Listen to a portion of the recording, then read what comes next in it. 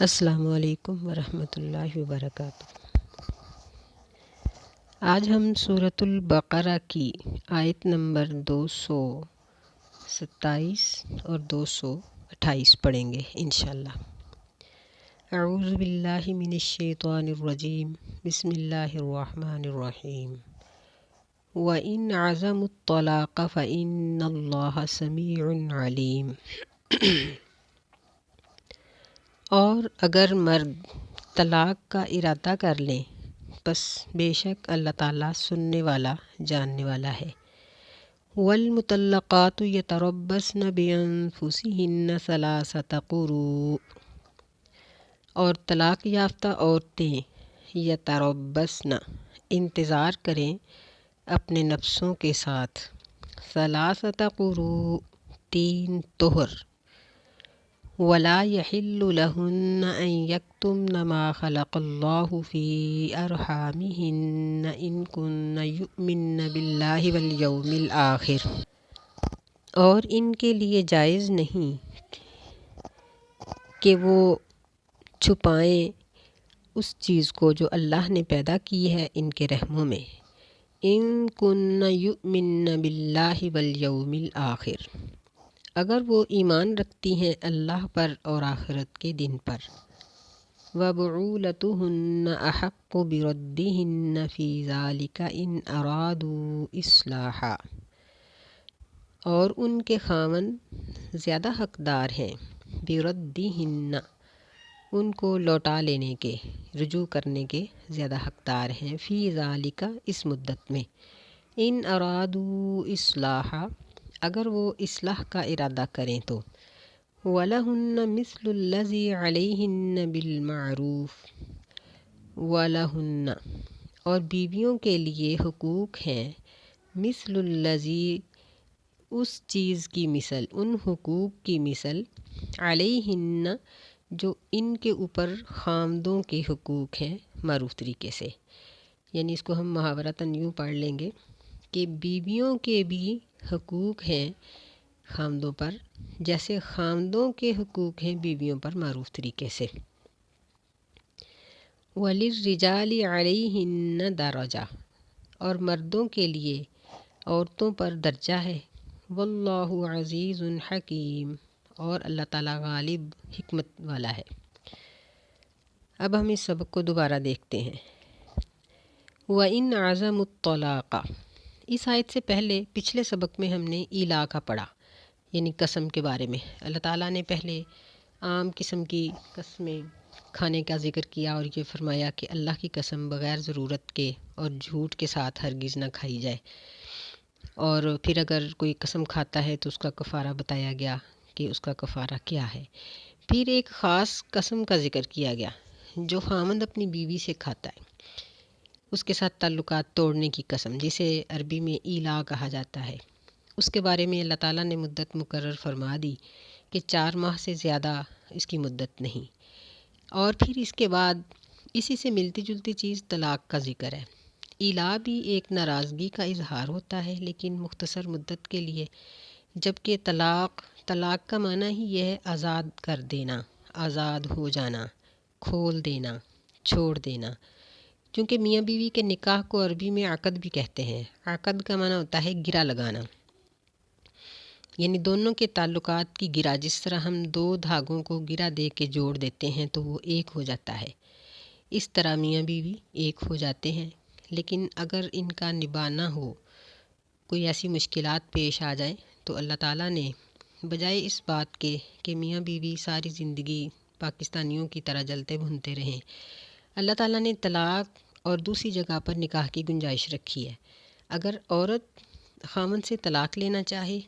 تو اس کو خلا کہا جاتا ہے، اور اگر مرد اپنا حکم جاری کرتے ہوئے، اپنا حق استعمال کرتے ہوئے عورت کو چھوڑنا چاہے تو اسے طلاق کہتے ہیں۔ اللہ تعالیٰ فرماتے ہیں کہ وَإِنْ عَزَمُوا الطَّلَاقَ، اگر وہ طلاق کا عزم کر لیں پس بے شک اللہ تعالیٰ سننے والا جاننے والا ہے۔ یہاں ایک مسئلہ تو یہ بتایا گیا کہ ایلا سے طلاق واقع نہیں ہوتی، کیونکہ اگر ایلا کی مدت 4 ماہ سے زیادہ ہوگی تو ایلا کرنے والے کو رجوع کرنے کا حکم دیا جائے گا اور وہ کفارہ دے گا۔ اگر اس نے 4 ماہ یا 4 ماہ سے کم مدت کے لیے الا کیا تھا تو پھر وہ اپنی اس مدت کو پورا کرے گا اور بغیر کسی کفارے سے بیوی کے ساتھ رجوع کر لے گا۔ تو اللہ تعالیٰ یہ بات واضح کر رہے ہیں کہ الا سے طلاق نہیں واقع ہوتی، لیکن اگر مرد طلاق کا ارادہ کر لے گا تو وہ الا کے علاوہ کرے گا، یعنی اس کو پھر طلاق کے لیے نیت کرنی پڑے گی اور وہ طلاق کے الفاظ استعمال کرے گا۔ طلاق کی 2 صورتیں ہوتی ہیں۔ ایک صورت یہ ہوتی ہے کہ غصے میں آ کر فوری طور پہ طلاق دے دی۔ تو عام طور پر جب فوری طلاق اس طرح غصے اور بھڑک جانے کی وجہ سے مرد دیتا ہے تو وہ ایک ہی زبان سے ہزاروں مرتبہ بھی طلاق کہہ دیتا ہے، جاؤ تمہیں 1000 دفعہ طلاق ہے، یا طلاق طلاق طلاق اس لفظ کو بار بار دہرا دیتا ہے اپنا غصہ ٹھنڈا کرنے کے لیے۔ یہ ہے ایک بیہودہ حرکت۔ لیکن جب اس نے ایک ہی سانس میں ایک ہی مجلس میں اس طرح کی بات کر دی تو احادیث کے مطابق وہ ایک ہی طلاق ہے، زیادہ نہیں، اور مرد کو طلاق کا حق 3 دفعہ دیا گیا ہے۔ پہلی طلاق اگر وہ دیتا ہے تو اس کے بعد رجوع ہو سکتا ہے، دوسری طلاق دے گا چاہے وہ زندگی میں 10 سال 100 سال کے بعد دے تو وہ دوسری ہی ہوگی، پھر اس کے بعد اس کو رجوع کا حق ملے گا۔ پھر خدا نخواستہ زندگی میں کسی بھی وقت فوراً یا بہت بعد اس نے پھر طلاق دی، چاہے ان طلاقوں کے درمیان اس نے اپنا حق استعمال کیا، صحبت کی یا نہ کی، وہ طلاق اس کی تیسری ہی ہوگی، اور اس کے بعد اس بیوی کا اس خامند پر اور خامند کا بیوی پر کوئی حق نہیں نکلے گا سوائے اس طریقے کے جس کا ذکر آگے چل کے ہم پڑھیں گے۔ تو یہاں اللہ تعالیٰ فرماتے ہیں کہ والمطلقات، طلاق یافتہ عورتیں، یہاں عام عورتوں کے بارے میں بات کی گئی ہے جن کے ساتھ عام طور پر طلاق دی گئی ہو، کہ وہ عورت لونڈی بھی نہ ہو، حاملہ بھی نہ ہو، اور صرف نکاح والی بھی نہ ہو، بلکہ خامند نے اس کے ساتھ صحبت کی ہو اور وہ لونڈی بھی نہیں ہے اور حاملہ بھی نہیں ہے۔ تو ایسی صورت میں اگر اس کو مرد طلاق دیتا ہے تو فرمایا کہ طلاق یافتہ عورتیں یتربصن بانفسہن، انتظار کریں وہ اپنے نفسوں کے ساتھ، ثلاثۃ قروء، 3 طہر۔ تو یعنی ایک تو وہ طلاق ہو گئی جو غصے کی حالت میں دے دی جاتی ہے اور اس میں تو انتظار نہیں کیا جاتا، بلکہ اللہ تعالیٰ نے مردوں کو یہی حکم دیا ہے کہ وہ طلاق کو چھوٹا نہ سمجھیں اور اس کے لیے سوچیں۔ سوچنے کا اس لیے کہا گیا کہ بعض اوقات غصہ بہت سخت ہوتا ہے، لیکن جب رات گزرتی ہے یا دن گزر جاتا ہے یا کچھ وقت گزرتا ہے، کوئی ضرورت محسوس ہوتی ہے شوہر کو، بیوی کو، تو غصہ ٹھنڈا ہو جاتا ہے اور پھر وہ گھر چلنا شروع ہو جاتا ہے، معمولات پہ حالات معمولات پہ آ جاتے ہیں۔ ویسے جو طلاق سنی ہے، سنت طریقے کے مطابق طلاق، وہ یہ ہے کہ اگر ایک بیوی یا ایک شوہر بیوی کو پسند نہیں یا بیوی شوہر کو پسند نہیں اور ایک سوچے سمجھے منصوبے کے تحت ایک دوسرے سے جدا ہونے کا پروگرام بن چکا ہے، تو پھر حیض سے فارغ ہونے کے بعد بغیر صحبت کے طلاق دی جائے۔ حیض کے دوران طلاق کو مکروہ سمجھا گیا ہے، ہو تو جاتی ہے لیکن اس کو پسند نہیں کیا گیا، اور یہ شرط اسی لیے لگائی گئی ہے کہ عورت کو مزید ایام انتظار کے نہ گزارنے پڑیں، کہ مثلاً اگر وہ حیض کے شروع دنوں میں اس کو طلاق دے دے گا تو 3 طہر میں اس کا یعنی وہ دن اور باقی پھر اس کا سارا شمار درست نہیں ہوگا۔ اس لیے سنت طریقہ یہی بتایا گیا کہ جب عورت حیض سے فارغ ہو جائے تو پھر اس کو شوہر ایک طلاق دے اور صحبت سے پہلے دے، اور پھر وہ عورت خامند کے گھر میں ہی رہے، چلتی پھرتی رہے، بن سنور کر رہے، اچھے اچھے کام کرے، خامند کو راضی کرنے کی کوشش کرے۔ ممکن ہے کہ ان کی آپس میں صلح ہو جائے۔ سورہ طلاق میں اللہ تعالیٰ نے اس بات کو وضاحت کے ساتھ بیان فرمایا اور کہا کہ ایسی عورتوں کو ان کے گھروں سے نہ نکالو، تم نہیں جانتے لعل اللہ یحدث بعد ذلک امرا، شاید کہ اللہ تعالیٰ اس کے بعد کوئی صلح کی راہ نکال دے۔ اسی طرح دوسری طلاق وہ دے دیتا ہے، پھر بھی عورت گھر کے اندر ہی رہے اور صلح کی کوشش کرتی رہے، لیکن اگر وہ تیسری طلاق دیتا ہے تو طلاق کے کہنے کے فوراً بعد عورت اپنے ماں باپ کے گھر میں منتقل ہو جائے اور وہاں وہ 3 طہر عدت کے گزارے، اور اس کے بعد وہ آزاد ہے، جہاں چاہتی ہے نکاح کر سکتی ہے۔ یہ ایک طلاق کا سنت طریقہ ہے۔ طہر کیا چیز ہے؟ سیدہ عائشہ رضی اللہ تعالیٰ عنہ اور باقی روایات میں کچھ فرق ہے۔ بعض صحابہ کے نزدیک قروء سے مراد طہر ہے، یعنی 2 حیض کے درمیان پاکیزہ دن، اور بعض کے نزدیک یہ حیض کے ایام کو قروء کہا جاتا ہے، اس کا واحد قرء ہے۔ تو جو حیض کے دنوں کو کہتے ہیں ان کا مطلب یہ ہوگا کہ پہلے دن، پھر پاکیزگی، پھر حیض کے دن، پھر پاکیزگی، پھر حیض کے دن، اور جیسے ہی عورت تیسرے حیض سے پاک ہوگی تو اس کی عدت ختم۔ جو طہر سے مراد پاکیزگی لیتے ہیں ان کا یہ کہنا ہے کہ ایک پاکیزگی، پھر حیض، پھر پاکیزگی، پھر حیض، پھر پاکیزگی، یعنی 2 حیض اور باقی 3 پاکیزگیاں۔ اس کے بعد وہ عورت آزاد ہے۔ اگر عورت حاملہ ہے تو اس کی عدت بضع حمل ہے، جیسے ہی بچہ پیدا ہو، چاہے طلاق سے چند گھنٹے بعد یا 9 ماہ کے بعد، وہ عورت آزاد ہے۔ ایسے ہی لونڈی کی عدت 3 حیض نہیں، اور وہ عورت جس کے ساتھ شوہر نے صحبت نہیں کی اس کی کوئی عدت نہیں، کیونکہ عدت اس مقصد کے لیے رکھی گئی ہے کہ عورت اندرونی طور پر مرد کے تمام معاملات سے صاف ستھری اور پاکیزہ ہو جائے۔ تو جو طلاق غصے میں دی جاتی ہے، فرض کریں کہ مرد نے طلاق دی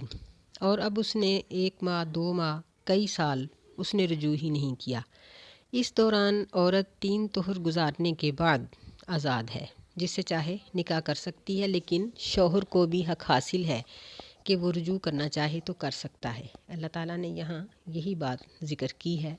فرمایا کہ وَبُعُولَتُهُنَّ أَحَقُّ بِرَدِّهِنَّ فِي ذَلِكَ، کہ ان کے پہلے شوہر اس مدت میں رجوع کرنے کے زیادہ حقدار ہیں اگر وہ اصلاح کا ارادہ رکھتے ہیں۔ تو اسی طرح اس نے رجوع کر لیا، پھر زندگی میں پھر کبھی اس نے طلاق دے دی، اور پھر چاہے عدت کے دوران اگر وہ رجوع کرے گا تو رجوع ہے۔ رجوع کا طریقہ یہ ہوتا ہے کہ مرد 2 گواہ بنائے گا اور ان کے سامنے اس بات کا اقرار کرے گا کہ میں نے طلاق دی تھی، اب میں رجوع کر رہا ہوں، پھر اس عورت کے ساتھ صحبت کرے گا، اور یعنی دوسری دفعہ بھی وہ کر سکتا ہے۔ لیکن اگر عدت گزر چکی ہے، پھر اس کے بعد وہ رجوع کا ارادہ کرتا ہے تو اسے نئے سرے سے نکاح کرنا پڑے گا اور نئے سرے سے اسے مہر مقرر کرنا پڑے گا، چاہے 2-4 افراد کی موجودگی میں یہ سارا کام ہو جائے۔ یہاں اللہ تعالیٰ نے عورت کے لیے یہ شرط قائم کی ہے، فرمایا کہ وَلَا يَحِلُّ لَهُنَّ أَن يَكْتُمْنَ مَا خَلَقَ اللَّهُ فِي أَرْحَامِهِنَّ، کہ عورتوں کے لیے یہ جائز نہیں کہ وہ اپنی پریگننسی کو چھپائیں، یعنی اگر وہ حمل سے ہیں تو اس کو نہ چھپائیں، کیونکہ اولاد مرد کے لیے ایک خوبصورت چیز ہے، مرد اولاد کو چاہتا ہے، ممکن ہے کہ وہ اس طرح یعنی حمل کی وجہ سے صلح کی راہ نکال لے۔ تو جو لوگ ایسی صورت میں فوراً عورتوں کا ابارشن کروا دیتے ہیں وہ غلط کرتے ہیں۔ ایک تو خاوند کی خیانت اور دوسرا قتل۔ حمل کو گرا دینا، ختم کر دینا خود، یہ چاہے حمل تھوڑے دنوں کا ہو یا زیادہ ہو، یہ قتل ہے، اور اس کا یعنی جرمانہ بھی شریعت کے اندر موجود ہے۔ تو اس لیے اللہ تعالیٰ نے فرمایا کہ اگر وہ اللہ پر اور آخرت کے دن پر ایمان رکھتی ہیں تو پھر ان کو چاہیے کہ وہ اپنے حمل کو نہ چھپائیں، اور پہلی اور دوسری طلاق جسے رجعی کہا جاتا ہے، تیسری طلاق کو بائنہ کہا جاتا ہے، یعنی اس کے بعد عورت بائنہ ہو جاتی ہے، یا اس کو بتہ بھی کہتے ہیں، یعنی یہ کہ اب اس کا خامند کے ساتھ رجوع کا کوئی حق باقی نہیں بچا۔ آگے فرمایا کہ وَلَهُنَّ مِثْلُ الَّذِي عَلَيْهِنَّ بِالْمَعْرُوفِ، کہ عورتوں کے بھی کچھ حقوق ہیں جیسے ان کے اوپر شوہروں کے حقوق ہیں معروف طریقے سے، یعنی شریعت کے اندر رہتے ہوئے جس طرح مرد کے عورت پر حقوق ہیں کہ عورت اس کی خدمت کرے، یا وہ صحبت کے لیے بلائے تو انکار نہ کرے، اس کی اطاعت اور فرما برداری کرے، اس کے عزیز و اقارب کے ساتھ اچھا سلوک کرے، اور معروف طریقے سے اسلام کی حد کے اندر رہ کر شوہر اس سے جو بھی کرائے وہ کرے۔ اسی طرح بیوی کے بھی خاوند پر حقوق ہیں کہ وہ اس کی ضروریات کو سمجھے اور اس کے ساتھ ہمدردی کرے، اور یعنی اس پر الزام وغیرہ نہ لگائے، اس کو ذلت کے مقام پر نہ رکھے بلکہ اس کو عزت دے، اور اس کے اوپر اعتماد کرے۔ اس طرح عورتوں کے بھی حقوق خامدوں کے اوپر موجود ہیں۔ وَلِلرِّجَالِ عَلَيْهِنَّ دَرَجَہ، اور مردوں کے لیے عورتوں پر ایک درجہ ہے، یعنی اللہ تعالیٰ نے مردوں کو فائق کیا، ان کو قوام بنایا کہ وہ اپنے گھروں کو چلانے والے اور اپنے گھر کا نظام سنبھالنے والے ہیں، کما کر لاتے ہیں، پیسہ خرچ کرتے ہیں، تو اس لیے فرمایا کہ مردوں کو عورتوں پر درجہ ہے۔ ویسے بھی یہ معاشرے کا ایک اصول ہے کہ جب دونوں پارٹ برابر ہوں گے تو کام نہیں چلے گا، ایک کو فوقیت دینی پڑے گی۔ تو مرد کے اندر اللہ تعالیٰ نے ایسی صلاحیتیں رکھی ہیں کہ اس کو فوقیت عطا کی ہے، اور اسی آگے انہی آیات میں اللہ تعالیٰ نے مردوں کو یہ بات بھی کہی، وَلَا تَنْسَوُا الْفَضْلَ بَيْنَكُمْ، کہ اللہ نے تمہیں اگر فضیلت دی ہے تو اپنے افضل مقام کو مت بھولو۔ جو افضل ہوتا ہے وہ اپنے سے کمتر کے ساتھ حسن سلوک کرتا ہے، تو تم بیویوں کے ساتھ حسن سلوک کرتے رہو۔ فرمایا واللہ عزیز حکیم، اور اللہ تعالیٰ غالب ہے، حکمت والا ہے، یعنی اس کے یہ تمام قوانین حکمت پر مبنی ہیں، اور وہ غالب ہے۔ جو غالب ہوتا ہے اس کے احکامات اور اس کی بات کو ماننا بہت ضروری ہوتا ہے۔ لہٰذا طلاق کے احکامات بھی ویسے ہی ضروری ہیں، ان پر عمل کرنا ویسے ہی فرض ہے جس طرح نماز روزے کے احکامات پر عمل کرنا فرض ہے۔ اللہ تعالیٰ پریشانی کے حالات سے محفوظ رکھے۔ بہرحال اگر کسی کو زندگی میں کوئی ایسا موقع آ جائے تو اسے چاہیے کہ وہ اس پریشانی کے موقع کو بھی قرآن اور حدیث کے مطابق گزارے۔